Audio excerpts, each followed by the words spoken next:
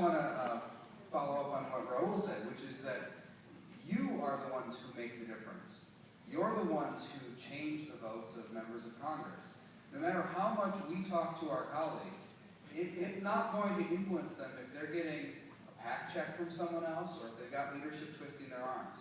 But you can make a difference with your phone calls, with your emails, with your presence at town halls. You can change things, and that's important to remember. The other thing I would point out, since we're on this topic, is don't let them tell you that metadata collection is not real data and it doesn't matter. That's a lie. Metadata collection is more dangerous than content collection. Metadata collection allows them to follow your life. They can throw it into a supercomputer and examine the patterns of your life. And they're doing that for every single person in this country when they have that kind of power. So don't let them tell you that it's not important, that it's insignificant, that it's just phone numbers and people who are dialed. They have the ability to find out what every single person in this country is doing if they collect that information. Yeah, I just follow up on what you were saying. I think there are two things to really watch on this one.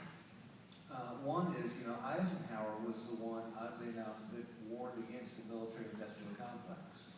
And to the point that's made on PAC checks, there's a lot of money that flows based on that larger system. And so, again, the only thing that changes is people's voice, because, again, there's a lot of money on the opposite side of the equation. The other thing to watch out for is just the normal course of things with regard to liberty. Edward Gibbons wrote a book back in 1776 talking about the fall of the Romans, and in it he harkens back to the Greeks. And he talks about, I can't remember the quote exactly, but something along the lines of, in the end, more than they wanted freedom, they wanted security. They wanted a comfortable life.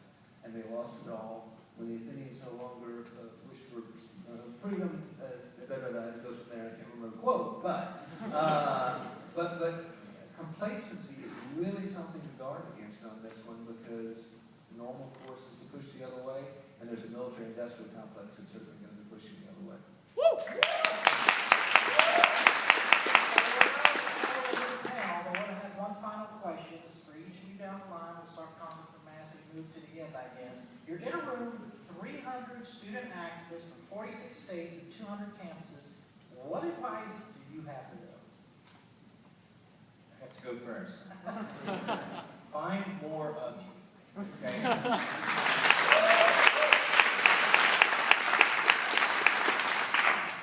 What we do, sometimes here in Washington, Justin, everybody on this panel here, we've brought up bills that we're pretty sure we're going to fail, or we've fought battles that we knew we were going to lose, but we get the vote, and we get everybody on record, and that's the battle that we're fighting. Sometimes we sign up, I say, for the ass kicking, so that we can put other members on record. But then when we do, it's up to you to hold them accountable, track them, and don't rely on any one scorecard. This is the other thing that I like to tell people. Not even Justin Amash's scorecard? Oh, well, he keeps that one secret, but make your own scorecard. Don't rely on somebody else to tell you who's a good member and who's not a good member, okay? Because you need to discern yourself. You need to find reference points that you trust, people that you feel are being honest to you, and then come up with your own picture of it. But more than anything, hold these other congressmen, hold us accountable, and go out and find more of you in every campus, please. You're the future.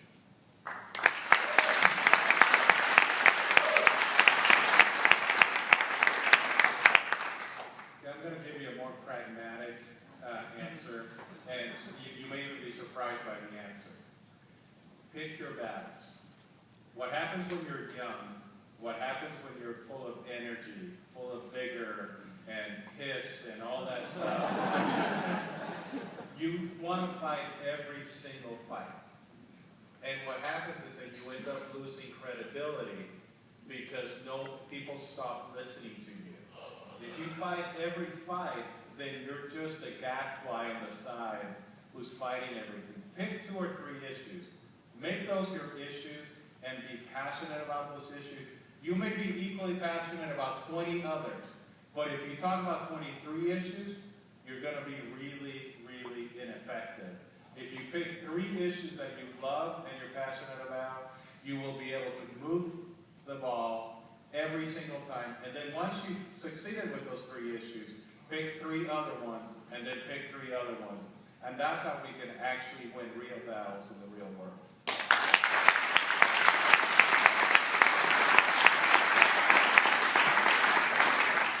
Well, I'd ask you to bear in mind that all of the debates that go on in Washington that's not the important debate. That's merely a reflection of a much larger debate that's going on right now among the American people. That's the debate that matters. That's the debate that's going on over backyard fences and family dinner tables and coffee at Starbucks. It's upon the outcome of that debate going on right now among the American people that the future of our country is being decided right now. And once it is decided, it will simply be reflected by the institutions in Washington. We are losing our Constitution. I don't know of a time in the history of America where the Constitution has disintegrated farther than it has during this period. I mean, we're seeing the separation of powers disintegrate before our eyes. We're seeing a president now asserting the authority to pick and choose which laws to enforce, which laws he can ignore, who must obey those laws, who need to obey them, and is now even asserting the power to legislate on his own with his pen and his phone. That's something that is antithetical to the design of the American Republic and the separation of powers that has produced the most successful, prosperous, and happy society in the history of human civilization. The Bill of Rights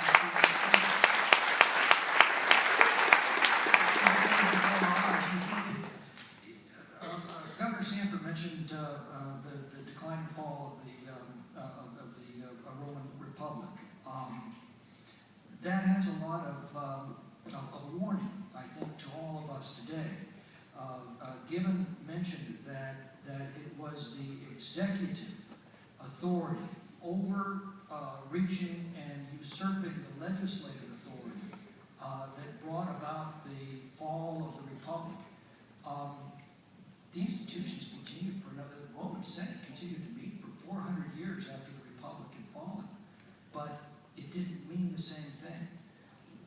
When we allow our Constitution to be violated the way it is, it's like a rotting porch. You can still see the institutions, but the strength that gave the structures that support is being hollowed out from within until one day it simply collapses.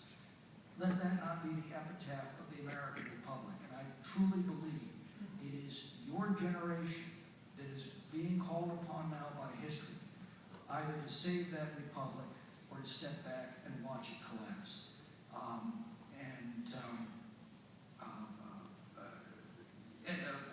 Daniel Webster had a beautiful thought that he offered about 150 years ago. He said, "Hold fast to the Constitution, my friends, and to the republic for which it stands. For miracles do not cluster. And what has happened once in 6,000 years may not happen again. Hold fast to the Constitution, for if the American Republic should ever fail, there will be chaos throughout the world."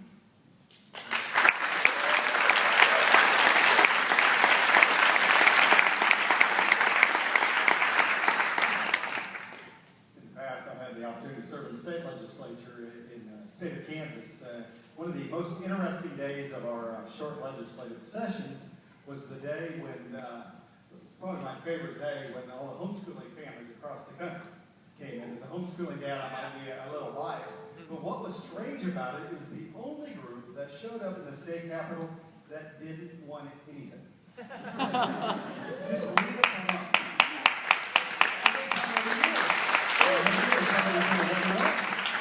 Nothing. Absolutely nothing. And you know what? I think that's one of the worst fears of Washington, D.C. That nobody wants anything from them other than to leave them alone. I think that's when they're fearful. When they aren't getting calls begging them to do something. that folks come up and say, hey, just leave us alone. Our health care is fine, leave us alone. We can take care of finding a job. Leave us alone. We can take care of our college. We don't need you to fix that, Mr. Obama. And by the way, Michelle, we're doing fine in our school lunch program.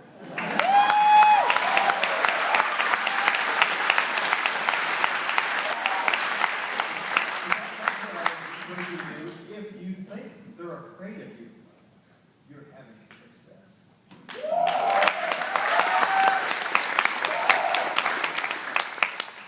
I guess my one piece of advice would be, there's a great closing scene in the movie Braveheart. And I suspect you've seen it. But there, as he's dying, he yells out the word freedom. And ultimately, because he became a martyr for the cause, his cause won. And so my simple piece of advice was, after you have correctly picked out just 3 issues, as was just mentioned, and be narrow, once after you have narrowed and picked a couple of things you want to work on, be willing to lose. And too often in the world of politics, what we hear as elected folks is, we got to govern now, we got to govern. That's just like rum. But I think it's very important to pick issues that you feel so strongly about that you'd actually be willing to lose on them. And in being willing to lose, I think there's a whole lot more strength to come.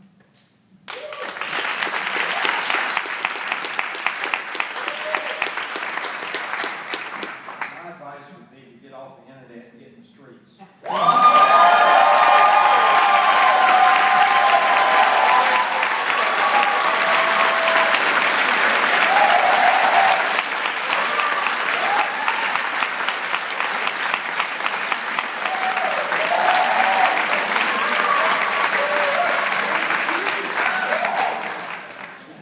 20 years I've been here, the 2 situations that I want to share with you very quickly. One, to bail out of Wall Street. The weekend, the president was President Bush, and the House and Senate were controlled by Democrats. My staff and I stayed every weekend. We didn't know if we were going to vote on a Saturday or Sunday or Saturday night or Sunday night. And one Saturday, it's football season. We were in there doing a little bit of work, watching football games, my chief of staff and myself. And then we decided that afternoon, we're getting phone calls, and of course, the voicemail, they were answering. I said, well, Lynn, why don't you every so often pick up the phone, and I'll pick up the phone. And we did, and we got calls from our district and calls from all around America. And people were so shocked.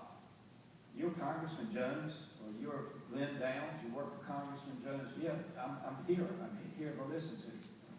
Then the group that came out of Wall Street, they came to Washington, and interesting people, to say the least. I met with them. I met with them because they cared to get in the street.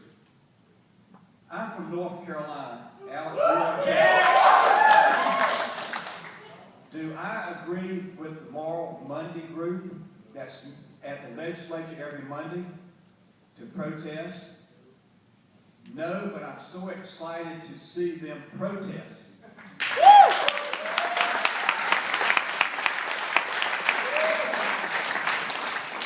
But sadly, their hair is the color of mine, not yours. You are the last hope for America. You can make the difference. But get the energy to do things. Well, screw out. How about having a rally just to say, no more money for Afghanistan?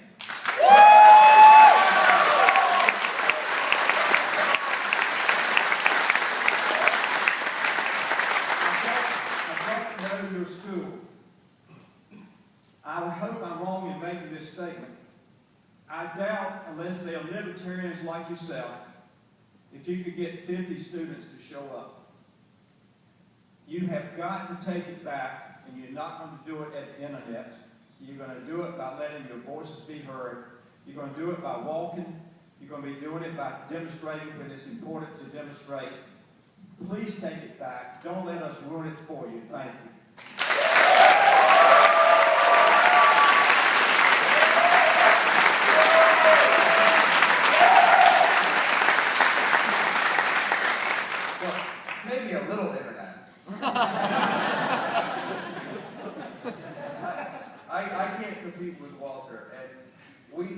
first, we are also thankful that Walter is coming back for another term. I mean, they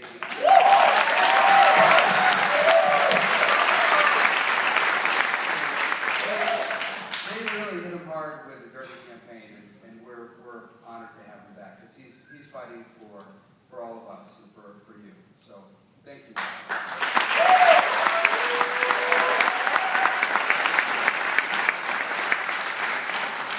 I would say, as a first suggestion, stay involved. You have members of Congress who you can intern for. So apply for internships. Get involved in other ways. It doesn't have to be in the political process. And I guess I would leave you with this. Remember that your principles are the principles that made this country great. I think so often people who believe in liberty like to cast themselves as the minority, as the outcasts, but actually your views are the views that made this country great. Your views are held by the majority of Americans. Many of them might not think about it the way you're thinking about it. They might not be that engaged in the political process. But if you talk to them and express confidence in what you believe in, you'll find that the majority of Americans agree with you on these things. And that's the way to win people over. Speak to them with confidence and understand that your principles are the principles of this country. Thanks.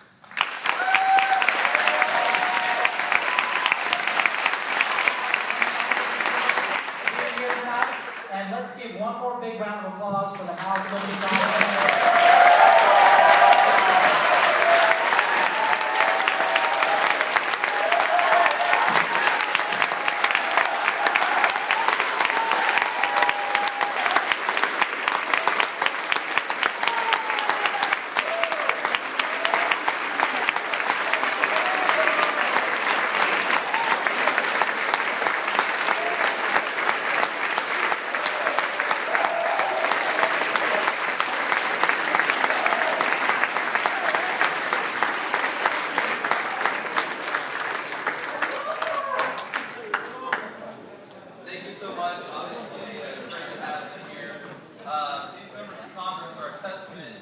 To the progress that our movement has made.